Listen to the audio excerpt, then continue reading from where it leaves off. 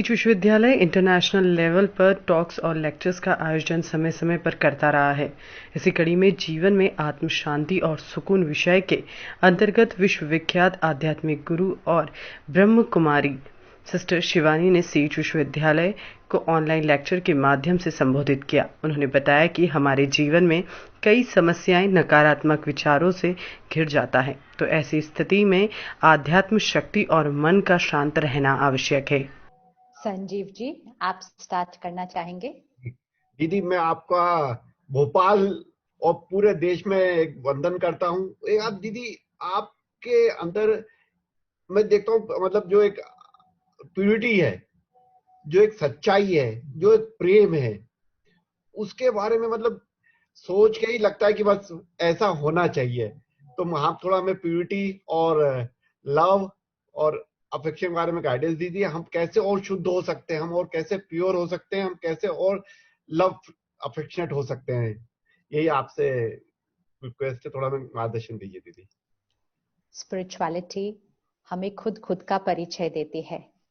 हम कौन हैं, हमने क्या किया, सब कुछ जो हमने अपने जीवन में प्राप्त किया है, विच मीन्स हमारा शरीर, हमारे रिश्ते, हमारा परिवार, फिर उसके बाद हमारी पढ़ाई, फिर हमारा प्रोफेशन, फिर हमारी प्रॉपर्टीज, इतनी सारा कुछ हम अपने जीवन में अक्वायर करते हैं। लेकिन जो कुछ हम अपने जीवन में प्राप्त करते हैं, हम उसको ही अपनी आइडेंटिटी बना लेते हैं कि मैं कौन हूँ, मैं ये सब चीज का जो मालिक हूं, मैं उसको ही मैं समझने लग जाते हैं। और उसकी वजह से हम या तो किसी से ऊंचे होते हैं और या तो हम किसी से नीचे होते हैं। इसको हम कहेंगे ईगो। ईगो मतलब खुद के स्वरूप को न पहचानना और जो कुछ हमने प्राप्त किया है उसको ही मैं समझ लेना। ये सब कुछ हमारा है, शरीर हमारा है, परिवार हमारा है, पढ़ाई हमारी है, डिग्री हमारी है, जॉब हमारी है, बिजनेस हमारा, ये सब कुछ मेरा है। लेकिन वो सब कुछ जो मेरा है, तो मैं कौन है? मैं तो ये सब नहीं है ना, ये सब कुछ तो मेरा है। इसलिए जो मेरा है और जो आपका है वो अलग हो सकता है, लेकिन जो मैं है, मतलब हु एम आई कौन है, उसको पहचानना, ये प्योरिटी है। तो स्पिरिचुअलिटी हमें ये डिस्टिंक्ट क्लैरिटी देती है कि ये मैं है, ये सब कुछ मेरा है। तो जब हमें ये समझ आती है और हम उस अवेयरनेस से जीवन जीना शुरू करते हैं कि मैं, I am an energy, I am a soul, मैं आत्मा हूँ, मैं शक्ति हूँ, मैं एक एनर्जी हूँ। और दूसरा जो है जिससे हम बात कर रहे हैं, जिसके साथ हम व्यवहार कर रहे हैं, कर्म कर रहे हैं, वो भी सेम है, वो भी एक बहुत प्योर एनर्जी है।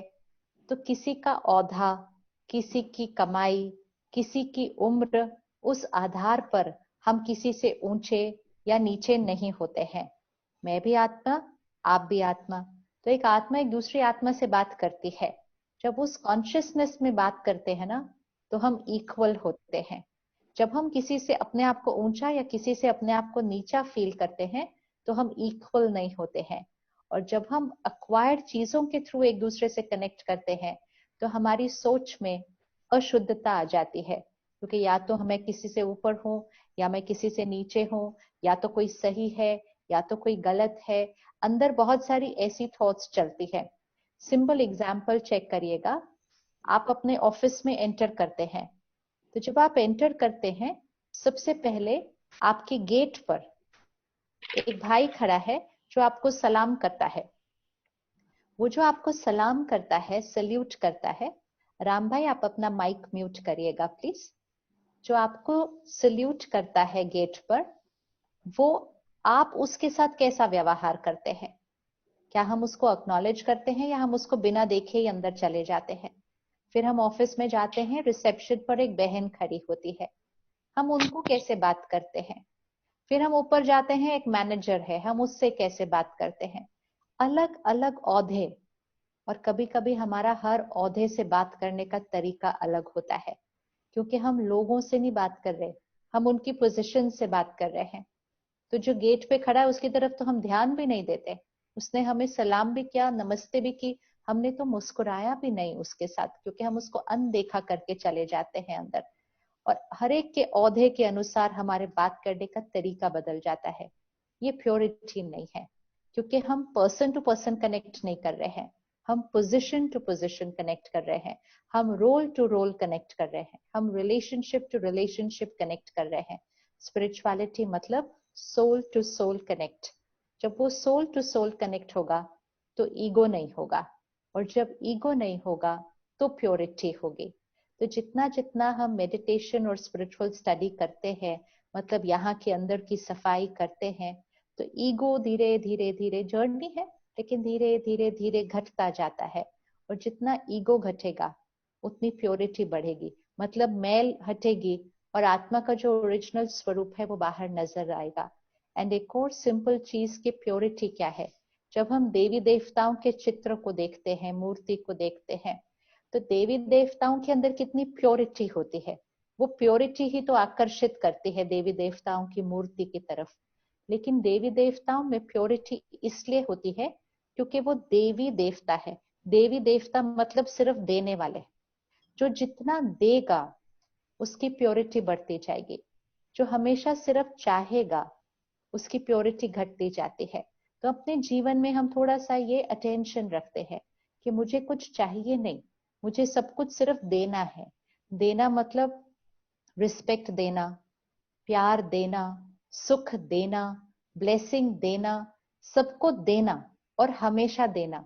जितना देते जाएंगे अपने अंदर बढ़ता जाएगा, जितना ऐसे ऐसे खड़े होते जाएंगे अपने अंदर घटता जाता है। तो इसलिए कलयुग मतलब हमारी इच्छाएं खत्म ही नहीं होती, और सतयुग मतलब इच्छा मात्रम अविद्या, इच्छा क्या है वो पता ही नहीं है। तो सतयुग देवी देवताओं का युग, और कलयुग ऐसा वाला युग हो गया है। तो हम सबको स्पिरिचुअलिटी से यहाँ की सफाई करके अपनी ईगो को धीरे धीरे धीरे धीरे कम करना होता है। तो जितनी प्योरिटी बढ़ेगी उतना प्यार ऑटोमेटिकली आपसे रेडिएट करेगा, क्योंकि आपको प्यार चाहिए नहीं, आप प्यार रेडिएट कर रहे हैं। तो ये एक जर्नी पर हम धीरे धीरे इकट्ठे चल रहे हैं सारे। Yes, thank you so much Shivani दीदी। आपसे कल बात करके मुझे मतलब मैं बहुत ज़्यादा कनेक्टेड हूँ, क्योंकि मैं जब अकेली मुंबई में पढ़ रही थी कॉलेज में, तो मुझे रात में कभी कभी डर लगता था। तो उस टाइम मुझे मम्मी ने कहा था कि ब्रह्म कुमारी शिवानी दी हैं और आप उनके वीडियो सुनो। तो मैं उस टाइम इतना नहीं जानती थी दीदी, बट जब मैंने वो वीडियो सुने, मुझे उन्होंने बहुत, आपकी स्पीचेस ने ना डिफिकल्ट टाइम में मेरा साथ दिया है काफी। तो जो एक अंदर से है ना कि आपसे कल बात करके मुझे ऐसा होता है ना कि इंसान धन्य हो जाता है। तो मुझे इसीलिए बहुत इंपॉर्टेंट था, क्योंकि मुझे डिफिकल्ट टाइम्स में जितने आपके स्पीचेस थी, वीडियोस थे, मुझे उन्होंने एक पीसफुलनेस दी है। तो थैंक यू सो मच इसके लिए। और जब हम रोज अपने अंदर पॉजिटिविटी भरते हैं ना, देखो चाहे ईगो है, चाहे फियर है, चाहे स्ट्रेस है, चाहे एंगर है, ये सब वर्ड्स अलग अलग होते हैं। इमोशन क्या होती है, यहाँ पे डिस्टर्बेंस, हम कंफर्टेबल नहीं होते अपने आप के साथ। तो जब हम डेली पॉजिटिव सुनते हैं या कुछ देखते हैं या पढ़ते हैं, तो जैसे कि एक वीकनेस जो यहाँ है ना, एक कमजोरी, वो भरती जाती है, क्योंकि हम अच्छी खुराक खा रहे हैं, हम कुछ अच्छा अंदर डाल रहे हैं। तो जैसे ही वो खुराक अंदर जाती है, वो डाइट अच्छी अंदर जाती है, तो यहाँ की जो वीकनेस है वो खत्म होने लग जाती है, and we start feeling fine. तो इसको कभी कभी नहीं करना, इसको कमजोर वाले दिन पर नहीं करना, इसको अगर डेली करेंगे ना तो यहाँ वीकनेस कभी होगी ही नहीं, क्योंकि we'll be healthy always emotionally then. Exactly दीदी, तो अब हम इसलिए डेली सुनते हैं। इसमें दीदी क्या है, क्योंकि मैं अभी, मेरे बहुत सारे जो फ्रेंड्स हैं, मेरे जो एज ग्रुप है, वहां पे इस समय एक क्वेश्चन आता है दिमाग में कि how do you differentiate what is love, and how do you differentiate between true love and fake love. कि मतलब गर्लफ्रेंड बॉयफ्रेंड एक दूसरे को, कभी हस्बैंड वाइफ, या तो फिर कुछ और रिलेशंस में, हाउ डू यू सी कि इंसान सामने वाला आपको ट्रूली लव करता है, या तो सामने वाला सिर्फ सोच रहा है कि वो आपको लव कर रहा है बट एक्चुअल में नहीं हो रहा। सबसे पहली बात होती है, कोई भी रिश्ता रिश्ता दो लोगों के बीच होता है। कोई भी रिश्ते में लेने के लिए नहीं जाना, रिश्ते में देने के लिए जाना। वो आपको लव करता है वो अभी पहले मैटर नहीं करता, आप क्या करते हैं पहले वो मैटर करता है। रिश्तों में कॉन्फ्लिक्ट क्यों आ रहा है, क्यों गांठें पड़ जाती हैं, क्योंकि हम रिश्तों में लेने के लिए जाते हैं। फिर हम कहते हैं हम भी देंगे लेकिन सामने वाले को भी देना चाहिए। तो द रिश्ता becomes like a business, I give this much, how much do you give. फिर धीरे धीरे मेरी गिव की कैपेसिटी कम हो जाती है, how much am I getting, मुझे आपसे कितना मिल रहा है। जब रिश्ते में ऐसे जाते हैं ना तो गांठें पड़ने लग जाती हैं। रिश्तों में कभी लेने की इंटेंशन से नहीं जाना है, रिश्तों में देने की इंटेंशन से जाना है। और सामने वाले के संस्कारों पर ज्यादा फोकस करना कि क्या सामने वाले के संस्कार आपके संस्कार के साथ मैच करते हैं, राइट। वैल्यूज एंड प्रिंसिपल्स आपके साथ मैच करते हैं, क्योंकि आपको वो संस्कार और वो वैल्यूज एंड प्रिंसिपल्स के साथ जीवन भर रहना है। सो क्राइटेरिया बहुत क्लियर होना चाहिए। थोड़े समय के बाद बाकी सब चीजें मायने नहीं रखेंगी, वो तो एक नॉर्मल पार्ट ऑफ लाइफ हो जाएंगे, लेकिन हर एक को एक दूसरे के संस्कार और स्वभाव के साथ रोज रोज एडजस्ट करना है। तो इसलिए वो ही हमेशा क्राइटेरिया होना चाहिए। इस समय हम थोड़ा सा वो जो मोमेंट्री फीलिंग होता है उसके बेसिस पे डिसीजन नहीं ले सकते। थोड़े समय के लिए कोई आपको बहुत अच्छा फील कराता है, कोई आपको बहुत इंपॉर्टेंट फील कराता है, कोई आपको इतना कुछ करता है आपके लिए, वो जीवन भर वैसा नहीं होने वाला है किसी का भी। इसको फेक नहीं बोलते हैं, होता वो सच है, लेकिन कोई जीवन भर वैसे नहीं रह सकता है। फाइनली उसने अपनी नॉर्मल लाइफ में आ जाना है हर इंडिविजुअल ने, राइट। लेकिन इम्पोर्टेंट ये है कि उनके संस्कार, उनकी सोच, उनका स्वभाव मेरे संस्कारों के साथ मैच करता है क्या। Can I adjust with the personality, not वो मुझे कितना दे रहे हैं ले रहे हैं, can I adjust with this personality. वो बहुत इंपॉर्टेंट क्राइटेरिया होता है। कोई भी फेक नहीं होता है, हर एक अपनी तरफ से सच ही होता है, लेकिन वो हम जिस तरह से उनको परसीव करते हैं, हमें लगता है पूरा जीवन सामने वाला वैसा ही रहेगा। दैट डज नॉट हैपन, क्योंकि सामने वाला अपनी नॉर्मल कंफर्ट जोन में आ जाएगा थोड़े टाइम के बाद, एंड फिर हम कहेंगे वो सब क्या फेक था, ये सच है। नहीं, इट्स लाइक किसी मेहमान को घर बुलाओ, तो थोड़ी देर आप कितनी खातिरदारी करेंगे उसकी, उसके आगे पीछे घूमेंगे, उसको ये भी खिलाएंगे वो भी खिलाएंगे, क्योंकि वो थोड़ी देर के लिए मेहमान है ना। तो आप थोड़ी देर ये सब ही करेंगे। थोड़े टाइम के बाद अगर वो आपके घर का हिस्सा बन गया, तब थोड़ी आप सारा दिन उनके आगे पीछे उनकी खातिरदारी करते रहेंगे। तो फिर आपको वो कहेंगे आप फेक थे क्या, पहले आप आगे पीछे मेरे इतने घूमते थे अब नहीं घूमते।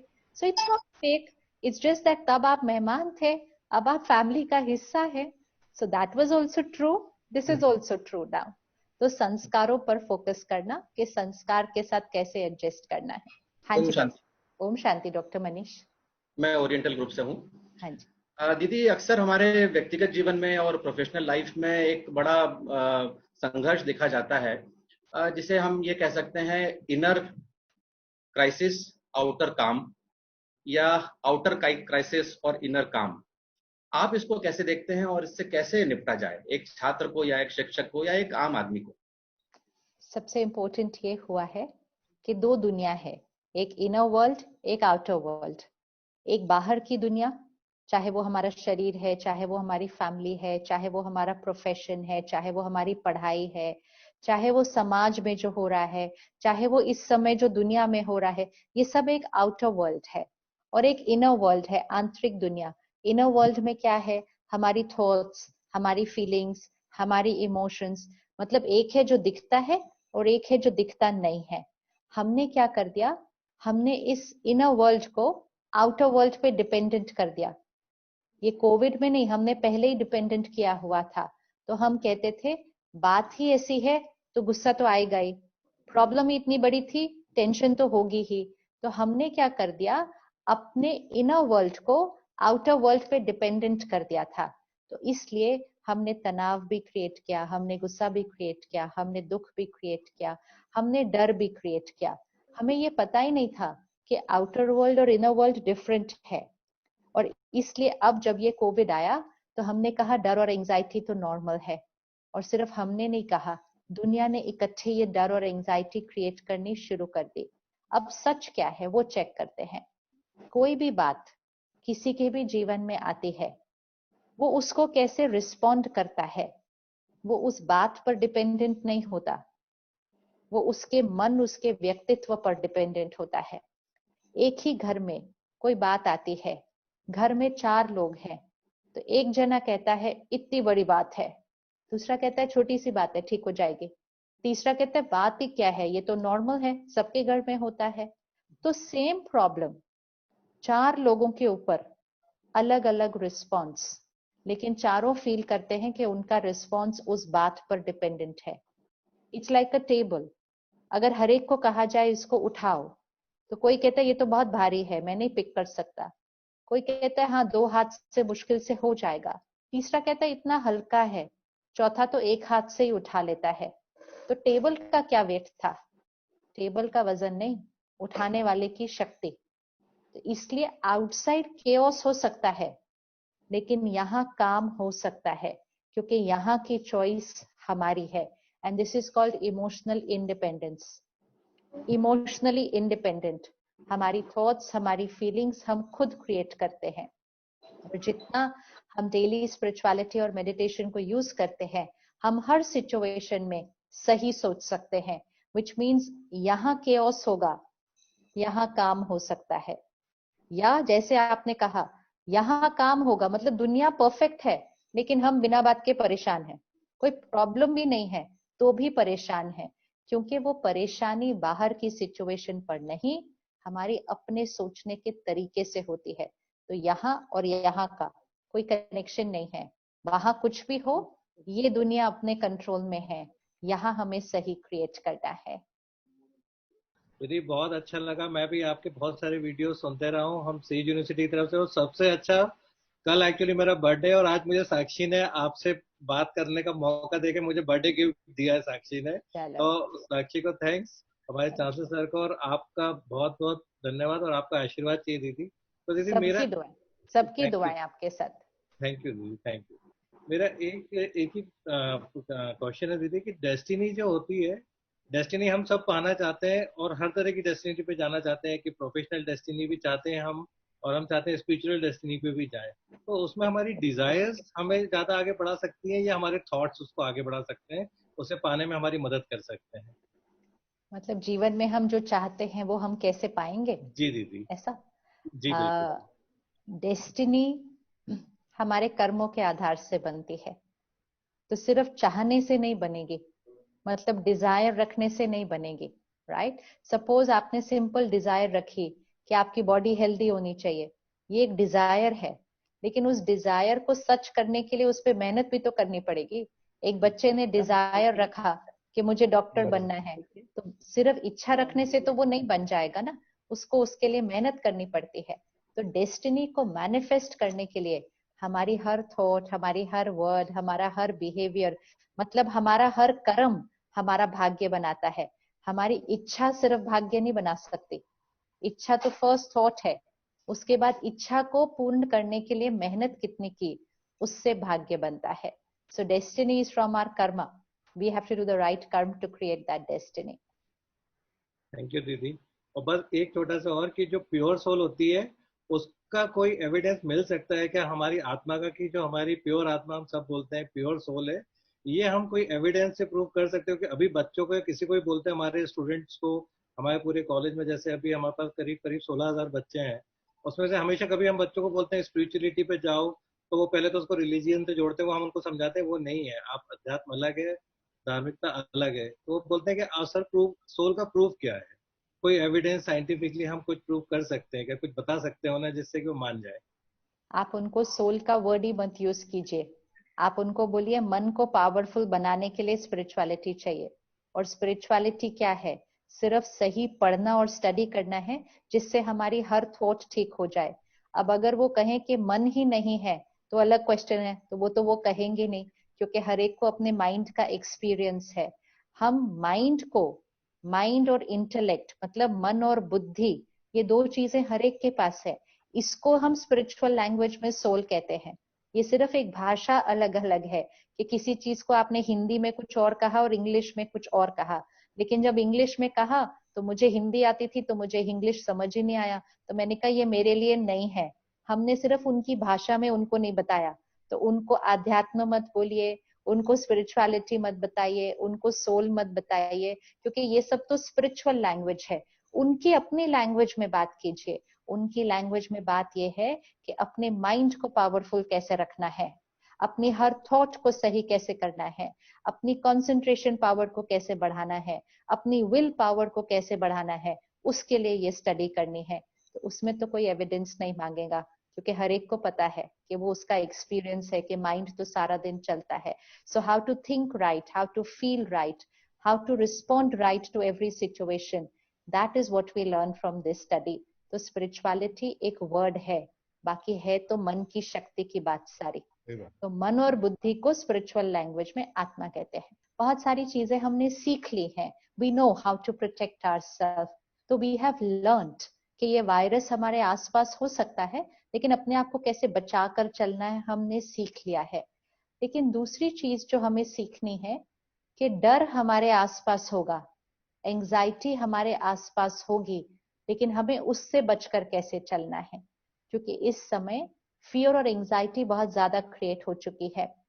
पिछले 1 महीने में, एक्चुअली नॉट इवन 1 महीना, उससे भी पहले जब लॉकडाउन जस्ट शुरू हुआ था, तो 1 महीने के अंदर इंडियन साइकाइट्रिक एसोसिएशन ने बताया कि डिप्रेशन इंडिया में सिर्फ 20% बढ़ गया था। 20% 1 महीने के अंदर, सिर्फ एक देश के अंदर। और ये जो रिकॉर्डेड फिगर होता है 20%, वो तो वो है जिनके बारे में पता चला। बहुत होंगे जिनका पता ही नहीं होगा कि उनकी मन की स्थिति कैसी है इस टाइम। तो इस समय जो इंस्टीट्यूट्स हैं, जो यूनिवर्सिटीज हैं, जो स्कूल्स के कॉलेजेस हैं, हमारी बहुत बड़ी जिम्मेवारी है कि हमें सबके मन का ध्यान रखना है। सबके मन का ध्यान रखना है। शरीर का उनको आज्ञा कैसे करना है, माइंड को कैसे प्रोटेक्ट करेंगे, क्योंकि जितना समय ये और थोड़ा सा चल जाएगा तो हमारे मन में जो ये थॉट्स रहेंगी ना, मुझे ना हो जाए, मुझे ना हो जाए, मुझे ना हो जाए, इससे ना हो जाए, उससे ना हो जाए, इतनी कंटिन्यूअस फियर और एंजाइटी की थॉट लोगों के मन पर असर डाल रही है। तो थोड़ा सा उस पर अटेंशन, और थोड़ा सा अपने बच्चों के साथ भी रिपीटेडली बीच बीच में कोई बहुत प्योर पॉजिटिव कंटेंट के प्रोग्राम सेशंस रखते हुए, और इसमें आपको दीदी और ब्रह्मा कुमारीज बहुत हेल्प कर सकते हैं, क्योंकि हमारे पास बहुत सारे भाई बहने हैं जो रेगुलरली यूनिवर्सिटीज और कॉलेजेस में जाके सेशंस करते हैं। तो अगर हम बच्चों के लिए वेबिनार अलग से रखें और थोड़ा सा उसको वो करें कि सबको उसको अटेंड करना है, ताकि टाइम टू टाइम, जैसे इस समय कॉर्पोरेट्स अपने लोगों के लिए सेशंस कर रहे हैं कि इस समय अपने मन को कैसे संभाल कर निकलना है, ऐसे ही बच्चों के लिए भी करना ये बहुत जरूरी है। तो सबसे पहले इक्वेशन जो हमें याद रखनी होती है कि उनके मन को संभालने के लिए सबसे पहले हमारा मन बहुत स्ट्रांग होना चाहिए, which means leader of the organisation, which means चाहे वो एक वाइस चांसलर है, एक प्रिंसिपल है, एक हेडमास्टर है, एक टीचर है, एक पेरेंट है, मतलब जो बड़े हैं, जो लीडर्स हैं, फिर बाकी सबके ऊपर उनकी एनर्जी का असर पड़ता है। तो जो लीडर होता है एक संस्थान का, वो बहुत काम, पीसफुल और पावरफुल होना चाहिए, क्योंकि आपके मन पर हजारों के मन का जिम्मेवारी है। You are responsible for their minds. आप सिर्फ उनकी पढ़ाई के लिए जिम्मेवार नहीं है, आप उनका सिलेबस पूरा करके उनको डिग्री मिल जाए उसके लिए जिम्मेवार नहीं है। पढ़ेंगे वो तब जब उनका मन ठीक होगा। अगर मन ही ठीक नहीं तो आप कितना भी सिलेबस पूरा करा लीजिए, पढ़ेंगे कैसे? तो इसलिए पढ़ाई से साथ साथ मन का ध्यान रखना हमारी जिम्मेवारी है। और उसके लिए सबसे पहले किसका ध्यान रखना? अपना। We have to start taking care of the self. तो कुछ चीजें हमें अपनी जीवन में, लाइफस्टाइल में अभी डाल लेनी चाहिए। सबसे इंपॉर्टेंट इक्वेशन, हमारी मन की स्थिति सिचुएशन पर डिपेंडेंट नहीं है फॉरएवर। ना वो कोविड में है, ना वो लाइफ में कोई भी सिचुएशन में डिपेंडेंट होती है। ये इमोशनल डिपेंडेंस को खत्म करना है, इस वोकैबुलरी को चेंज करना है कि ये ऐसा हुआ ना इसलिए मैंने ऐसा फील किया, उसने ऐसा किया ना इसलिए मैंने ऐसा फील किया। इसलिए नहीं होता, वहां की वजह से यहाँ कुछ नहीं होता है। यहाँ जो होता है वो हमारी चॉइस होती है। तो इमोशनल इंडिपेंडेंस मतलब बाहर क्राइसिस होगा, हम पीसफुल और पावरफुल रह सकते हैं, ये हमारी चॉइस है। ये बात हमें हर बच्चे को धीरे धीरे समझानी है, क्योंकि यही बात तो समाज को नहीं पता थी, इसीलिए तो इतना तनाव क्रिएट हो गया। So this is spirituality. So spirituality is actually emotional independence. और बच्चों के लिए ये इसलिए इम्पोर्टेंट है क्योंकि बच्चों को फ्रीडम बहुत अच्छी लगती है। फ्रीडम हर बच्चे को चाहिए, वो कहता है मुझे फ्रीडम चाहिए। तो कौन कौन सी फ्रीडम चाहिए? फाइनेंशियल फ्रीडम चाहिए, मुझे किसी से पैसा न मांगना पड़े। दूसरा, मुझे फिजिकल फ्रीडम चाहिए, मैं कहाँ भी जाऊं कहाँ भी आऊं मुझे रोक टोक नहीं करो, ये बच्चे कहते हैं। लेकिन सबसे important freedom, emotional freedom, emotional independence, मतलब मेरे मन की स्थिति किसी सिचुएशन और व्यक्ति पर डिपेंडेंट नहीं है, ये बच्चों को कल्टीवेट करना है। और इसीलिए स्पिरिचुअलिटी इंपॉर्टेंट है। तो सबसे पहले अपनी भाषा को चेंज करते हैं, अपनी वोकैबुलरी। 1-2 महीने से हम बोल रहे हैं बार बार, डर तो नेचुरल है, डर तो नेचुरल है, ये साल तो गया, पता नहीं इस साल में क्या होगा, इस साल तो कुछ भी ठीक नहीं हो सकता, साल तो सेटल होने में ही चला जाएगा। एक एक लाइन ऐसे वाली है, लोअर एनर्जी वाली लाइन है, एक एक लाइन लोअर एनर्जी वाली लाइन है। एक इक्वेशन को याद रखते हैं, संकल्प से सिद्धि, बचपन से सीखा था, संकल्प से सिद्धि, thoughts manifest, thoughts become our reality. जब हमें ये लाइन याद हो तो हम कितने ध्यान से संकल्प करेंगे। संकल्प मीन्स थॉट्स एंड सिद्धि मतलब मैनिफेस्ट। तो हमें सिर्फ वो ही सोचना है जो हम चाहते हैं कि हो। अगर हम सोचेंगे ये साल तो गया, पता नहीं इस साल में क्या होगा, तो ये साल चला जाएगा, कुछ भी नहीं होगा इस साल के अंदर। और अगर हम सोचेंगे इस साल को मैं अपने जीवन का अब तक का बेस्ट ईयर बनाने वाला हूं, तो ये साल हमारे जीवन का अब तक का बेस्ट ईयर हो जाएगा। इट्स ओनली अबाउट संकल्प, सोचते क्या है। और स्पेशली क्योंकि आसपास बहुत लोग वैसा सोच रहे हैं, तो उनकी वाइब्रेशंस का असर भी हम पर आ जाता है।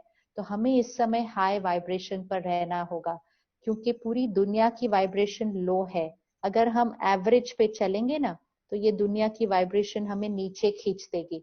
हमें यहाँ होना पड़ेगा, which means no anger, no stress, no criticism, no competition, no jealousy, कोई भी अशुद्धता, इम्प्योरिटी माइंड में नहीं होनी चाहिए। तो इस इक्वेशन को पकड़ लेते हैं, संकल्प से सिद्धि, my thoughts manifest, my thoughts become a reality. जब ये याद रहेगा तो हम सिर्फ वो सोचेंगे जो हम चाहते हैं कि हो, वो नहीं सोचना जो हम चाहते नहीं कि हो। हम में से कोई भी नहीं चाहता कि वो वायरस हमारे पास आ जाए, लेकिन फिर भी जाने अनजाने हम इतनी बार थॉट क्रिएट कर लेते हैं, सब ठीक रहेगा ना, फिर हम कॉलेज जाएंगे इतने लोग होंगे, अगर मुझे कुछ, ये थॉट भी सपने में भी नहीं आना चाहिए, अगर मुझे कभी कुछ नहीं। अब इस थॉट को रिप्लेस करना है और एक थॉट क्रिएट करनी है, मेरा शरीर परफेक्ट है, हेल्दी है और हमेशा रहेगा। बार बार ये रिपीट करना है, कई बार दिन में ये रिपीट करना है, मेरा शरीर हेल्दी है, परफेक्ट है और हमेशा रहेगा। तो वो वाली जो थॉट है ना, अगर मुझे कुछ हुआ, वो खत्म हो जाएगा। एक नया सोचने का और बात करने का तरीका, this is a new language, a language of affirmations, a language of pure powerful thoughts, श्रेष्ठ संकल्पों की भाषा। और ये भाषा हमें खुद को भी सिखानी है और फिर धीरे धीरे हमें अपने बच्चों को भी। बहुत सारे बच्चों ने अपना स्लीप साइकिल चेंज कर दिया है, वो रात को पढ़ते हैं और फिर लेट सोते हैं। अब उनको लगता है कि रात को साइलेंट होता है, तो हम बहुत अच्छा पढ़ सकते हैं जब हमारे आसपास बिल्कुल साइलेंस होता है।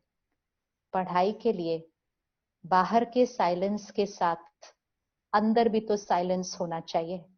बाहर कितना भी साइलेंस हो, अगर मन के अंदर शोर होगा तो पढ़ाई कैसे की जाएगी। किताबों के साथ हम बैठेंगे, अंदर कुछ जाएगा ही नहीं, क्योंकि इतना अंदर कुछ चल रहा है। तो हर चीज करने का एक समय होता है, सिर्फ हमें सोना है ये नहीं, हमें सही समय पर सोना है। तो सोने का, नींद का जो राइट टाइम होता है वो होता है रात के 10 से सुबह के 4। ये बेस्ट टाइम है टू स्लीप। 10 to 4 ये बेस्ट टाइम होता है सोने के लिए, जिसमें highest energy mind and body को मिलती है। तो बच्चों को इस समय और बड़ों को भी अपने स्लीप साइकिल को सेट कर लेना चाहिए। सुबह के 4-5 बजे हमारी कंसंट्रेशन पावर हाईएस्ट होती है, बिल्कुल, बिकॉज उस समय सारे मन जो उस समय सारे माइंड है शहर के अंदर, देश के अंदर, मेजोरिटी सब सो रहे हैं। जो जल्दी सोते हैं वो भी 4 बजे सो रहे होते हैं, जो जल्दी उठते हैं वो भी 4 बजे सो रहे होते हैं। So maximum minds are sleeping, और इसीलिए 4 बजे सुबह हाईएस्ट कंसंट्रेशन पावर होती है। आपको कुछ नया सोचना है, क्रिएटिव सोचना है, 4 o'clock in the morning is the best time. इसलिए रात को लेट सोने की बजाय रात को जल्दी सोएं, और सुबह जल्दी उठकर थोड़ा मेडिटेशन करके फिर पढ़ने बैठेंगे। थोड़े दिन लगेगा स्लीप साइकिल को चेंज करने में, क्योंकि बहुत ऑपोजिट किया हुआ था। आजकल बच्चे 4 बजे उठने की बजाय 4 बजे सोने जा रहे होते हैं। तो घर में एक जना गुड नाइट बोल रहा होता है तो दूसरा जना गुड मॉर्निंग बोल रहा होता है। सारा ही हमारा स्लीप साइकिल ऊपर नीचे हो गया है। तो सोने का एक समय, जैसे किसान बीज डालता है तो ऐसे थोड़ी वो कभी भी बीज डाल सकता है। सही समय पे बीज डालने से ही फल सही निकलेगा। सोने का सही समय, खाने का सही समय, पढ़ने का सही समय, तो right time with the right energy. तो थोड़े दिन के लिए ये करके देखना है। जल्दी सोना है और जल्दी उठना है। जैसे ही आप थोड़े दिन उसको कर लेंगे, आपको थोड़े दिन के बाद लगेगा हम इतने साल कैसे गलत कर रहे थे, how were we living our life like this. लेकिन पीयर प्रेशर, दूसरों को देखते हैं ना ऐसा करते हुए, दूसरे बोलते हैं नहीं नहीं रात को बहुत अच्छी पढ़ाई होती है। रात को क्या होता है, इवन अगर आप सपोज 12-1 बजे सोए लेट्स से, और आप सुबह देर से उठे, सपोज आप 8-9 बजे उठे, फिर पूरा दिन इतना कुछ चला, यहाँ पे इतना कुछ है, फिर आप शाम को पढ़ने बैठे, रात को पढ़ने बैठे, तब तक ये जो ब्लॉटिंग पेपर है ये तो पूरा फुल हो गया है। इसमें तो पढ़ने में बहुत टाइम लगेगा क्योंकि इधर इतना कुछ चल रहा है। Now the other way round, कि आप सो जाइए 9-10 बजे, ये माइंड साइलेंट हो जाएगा। आप 4 बजे उठेंगे, ब्लॉटिंग पेपर साफ होगा, अब आप पढ़ना शुरू कीजिए। टाइम कम लगेगा, मेहनत कम लगेगी, सब कुछ याद हो जाएगा। Blotting paper here has to be clean. ये ब्लॉटिंग पेपर रात को तो भरा हुआ होता है दुनिया की बातों से, सुबह सुबह ये साफ होता है। तो हमेशा यूनिवर्सिटीज में, कॉलेजेस में बार बार बच्चों के साथ ये करते जाना चाहिए कि सही सोने का तरीका। और दूसरा, सोने से पहले कोई मूवी, कोई सीरियल, कोई न्यूज, कोई सोशल मीडिया, ये सोने से पहले नहीं होना चाहिए। नहीं तो वही सब चलता रहेगा माइंड पे सोने के टाइम। सोने से पहले 15-20 मिनट फिर से कुछ बहुत प्योर अंदर भरे, और जो कुछ माइंड पे चल रहा था वो एक लेटर लिखे, एक डायरी लिखे, परमात्मा से बात करे, मेडिटेट करे, इसको साइलेंट करके सोए। जो अपने मन को साइलेंट करके सोता है उसको कम नींद की जरूरत पड़ती है, और कम नींद में भी चार्जिंग बहुत अच्छी होती है। फिर सुबह कंसंट्रेशन पावर बहुत अच्छी होगी, विल पावर बहुत हाई हो जाएगी। तो सुबह का 1 घंटा बहुत इंपॉर्टेंट है कि सुबह उठकर पहले शुक्रिया, सुबह उठकर पहले अफर्मेशन, फिर सुबह उठकर कम से कम, अब ये किसी के पास ऑप्शन नहीं रहेगा, अब ये हर एक को करना पड़ेगा क्योंकि अब समय बदल गया। Suddenly there is too much negativity and too much fear in the air. सुबह उठ के कम से कम 30 मिनट्स, शुरू में 30 मिनट्स हमें स्पिरिचुअल स्टडीज जरूर करनी है। ब्रह्मा कुमारीज में हम क्या करते हैं, हम सुबह 1 घंटे की स्टडी के लिए सेंटर पर जाते हैं। मतलब जब लॉकडाउन नहीं था, अब हम ऑनलाइन स्टडी करते हैं, लेकिन हम स्टडी मिस नहीं करते हैं। जब लॉकडाउन पूरा हो जाएगा हम फिर सेंटर जाएंगे, और हम सब मिलकर जाते हैं। तो जब इकट्ठे सब 1 घंटे के लिए स्टडी करते हैं तो सुबह सुबह ये वाली बैटरी चार्ज हो जाती है। तो वो सुबह की स्टडी पूरे दिन माइंड को बड़ी पीसफुल और पावरफुल रखती है। तो सुबह का 1 घंटा और रात को सोने से पहले का टाइम, ये बहुत इंपॉर्टेंट होता है हर एक की इमोशनल हेल्थ के लिए। एंड लास्ट चीज है जो हम खाते हैं, हमारी डाइट बहुत इंपॉर्टेंट है। इस समय हमारे डॉक्टर्स भी कह रहे हैं कि हमें वेजिटेरियन खाना खाना चाहिए क्योंकि जो इस समय परिस्थिति है। लेकिन उसके अलावा भी खाना सिर्फ न्यूट्रिएंट्स नहीं है, खाना हमारी वाइब्रेशंस होती है। जैसा अन्न वैसा मन, तो विच मीन्स जैसा खाना वैसी बॉडी नहीं बोला, जैसा खाना वैसा mind. As is the vibration of the food, so is the vibration of the mind. तो खाने की वाइब्रेशन क्या होनी चाहिए, अब अगर नॉन वेजिटेरियन हम खा रहे हैं, तामसिक भोजन है, उसकी एनर्जी क्या होगी? आप सोचो उसकी वाइब्रेशन क्या है। वो animal in the slaughter house, उस एनिमल की वाइब्रेशन क्या है? गुस्सा, नफरत, दर्द, डर, फिर हिंसा, फिर मृत्यु। क्या वो खाने की वाइब्रेशंस हमें होनी चाहिए हमारे पास? वो नहीं। तो कम से कम 3 महीने के लिए एक एक्सपेरिमेंट कीजिए कि वेजिटेरियन डाइट, सात्विक डाइट। 3 महीने के बाद आपका मन नहीं करेगा उसको खाने के लिए। तो जैसा अन्न वैसा मन, जैसा पानी वैसी वाणी। दूसरी चीज, अगर बच्चे अपनी कंसंट्रेशन पावर बढ़ाना चाहते हैं और अपने माइंड को बड़ा पीसफुल और पावरफुल रखना चाहते हैं, तो घर का खाना खाना चाहिए। घर का खाना। आजकल के बच्चे बाहर ज्यादा खाते हैं, घर कम खाते हैं। तो घर का जो खाना होता है वो घर के वाइब्रेशन में बनता है, वो सेवा भाव से बनता है, परिवार को प्यार और सुख देने के लिए बनता है। जो हम खाना खरीद कर खाते हैं वो प्रॉफिट की इंटेंशन से बनता है, वो पैसा कमाने की एनर्जी से बनता है। और जब पैसा कमाने की एनर्जी से बना जाएगा तो जो खाना खाएगा वो भी अपने जीवन में ऐसा ही होगा, वो ऐसा नहीं हो पाएगा। तो अगर हमें देने की एनर्जी पे रहना है तो हमें देने की एनर्जी वाला खाना खाना पड़ता है। तो इसलिए इस टाइम लॉकडाउन की वजह से ये एक और बात अच्छी है कि सब लोग घर का खाना खा रहे हैं। तो ये घर का खाना हमेशा के लिए नियम बना लेना कि हमेशा घर का खाना खाना है, और घर में खाना प्रसाद की तरह बनाना है।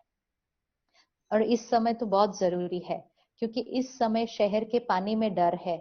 इस समय हमारी सब्जी फ्रूट हर चीज को डर से देखता है ना, हो इसमें तो नहीं कुछ लगा, इधर तो कुछ नहीं लगा। तो डर की एनर्जी बहुत है हर चीज के अंदर। तो इस समय अपने पानी को अमृत बनाना है, अपने खाने को प्रसाद बनाना है। उसके लिए अपने रसोई घर में परमात्मा की याद के गीत चलने दीजिए, बहुत इंपॉर्टेंट है। मंदिर और गुरुद्वारे में क्या होता है, जहाँ खाना बनता है वहां भगवान के याद के गीत चलते हैं, भजन चलते हैं, और भगवान को याद करते करते लोग खाना बनाते हैं। तो वो खाना खाना नहीं रहता, वो प्रसाद बन जाता है। हर एक बोलता है मुझे प्रसाद चाहिए, मुझे प्रसाद चाहिए, क्योंकि वो प्रसाद यहाँ सुकून देता है। तो इस समय प्रसाद घर पे बनाना होगा। तो सात्विक खाना, परमात्मा की याद में बनाया हुआ खाना, एंड मोस्ट इम्पोर्टेंट बनते समय और पूरा दिन रसोई घर में परमात्मा के याद के गीत चलाना। अगर आपके यूनिवर्सिटी में कैंटीन है या यूनिवर्सिटी में भी खाना बनता है तो वहां पर भी भगवान के याद के गीत चलने चाहिए। आपको दीदी बहुत अच्छे गीतों का सेट दे सकती हैं, जो आप कंटिन्यूसली घर और यूनिवर्सिटी के किचन में बजा सकते हैं। और लास्ट, खाना खाने के समय, खाना खाने का टाइम बहुत इंपॉर्टेंट होता है। आजकल बच्चे क्या करते हैं, खाना भी खाते हैं तो टीवी के साथ बैठकर खाते हैं, या फोन तो हाथ में हमेशा ही, ऐसा करते करते खाना खा रहे होते हैं। एक मर्यादा, ये एक नियम होना चाहिए हर घर का। इट्स अ कंपल्सरी नियम हर घर और हर कॉलेज का। खाना खाते समय नो टीवी, नो फोन, क्योंकि ये बहुत डैमेजिंग है हमारे मन के लिए। जैसा अन्न वैसा मन। अब अगर मेरे हाथ में यहाँ प्लेट है और मैंने खाना खाना है और सामने मैं टीवी पर कुछ देख रही हूँ, तो वो जो चल रहा है उसके जो वर्ड्स हैं, उसकी जो भावनाएं हैं, वो सारे मेरे खाने में भरती जाएंगे और वही चीज मेरे मन की स्थिति का हिस्सा बन जाएंगी। तो ये बहुत डेंजरस है। 10 मिनट खाना खाना है सिर्फ, शांति से खाना खाना चाहिए, mindful eating, no phone no TV. हर घर इसको कंपल्सरी बना ले। 10 मिनट खाना खाना है, टीवी फोन बंद करो, आराम से प्यार परिवार के साथ बैठकर खाना खाओ। और खाना खाने से पहले परमात्मा को याद करके फिर खाना खाना शुरू करना है। ऐसे ही नहीं खाना खा सकते।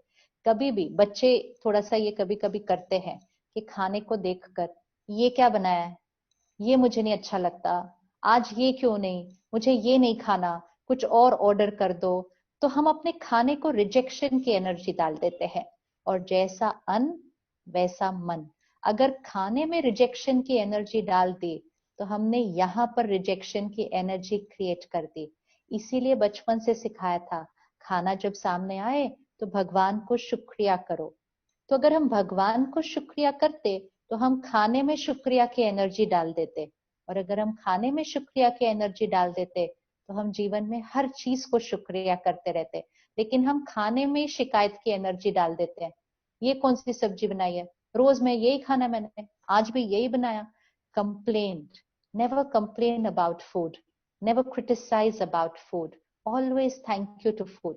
तो परमात्मा का शुक्रिया, और वो जो अफर्मेशंस हमने क्रिएट करनी है वो भी हमने खाने से पहले जरूर बोलनी है।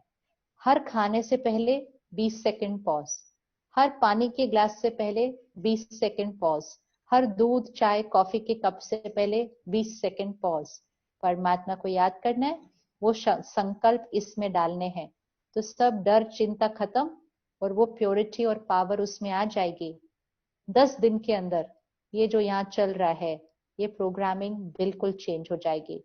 बहुत बहुत इजी है अपने माइंड को चेंज करना, बस सिर्फ वो पावरफुल थॉट्स, सुबह 30 मिनट स्पिरिचुअल स्टडी, हर 1 घंटे के बाद रुक के वो थॉट्स को रिपीट करना, और रात को सोने से पहले करना, और खाना खाने के टाइम, पानी पीने के टाइम 20 सेकेंड्स रुककर उस थॉट्स को रिपीट करना।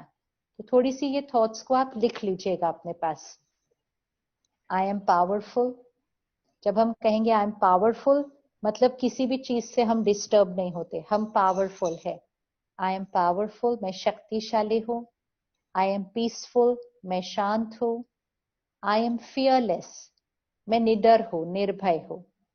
चौथी थॉट, मेरा शरीर निरोगी है, स्वस्थ है। My body is perfect and healthy. इस समय के लिए ये बहुत इंपॉर्टेंट है। पांचवी थॉट, परमात्मा की शक्तियां मेरे चारों तरफ सुरक्षा कवच है। सिक्स्थ थॉट, कुछ भी इसके अंदर एंटर नहीं कर सकता। सेवेंथ, मेरी एकाग्रता शक्ति हाईएस्ट है, my concentration power is highest. Eighth thought, सफलता मेरे लिए निश्चित है, success is certain for me. Ninth thought, परमात्मा की शक्तियां मेरे परिवार की तरफ चारों तरफ सुरक्षा कवच है। एंड 10वीं 10th थॉट, परमात्मा की शक्तियां मेरी सृष्टि के चारों तरफ सुरक्षा कवच है। My world is protected by God's power and blessings. अब दुनिया कहेगी कब खत्म होगा, 2 साल चलेगा, साल चलेगा, हमारी सोच ऐसी नहीं होगी। हमारी सोच होगी मेरी सृष्टि सुरक्षित है। और अगर वो कोरोना वायरस कभी याद आ जाए तो एक ही थॉट क्रिएट करना, वो खत्म हो चुका है, वो चला गया है, फिर कभी ना आने के लिए। ये नहीं सोचना वो 6 महीना रहेगा, वो 1 साल रहेगा।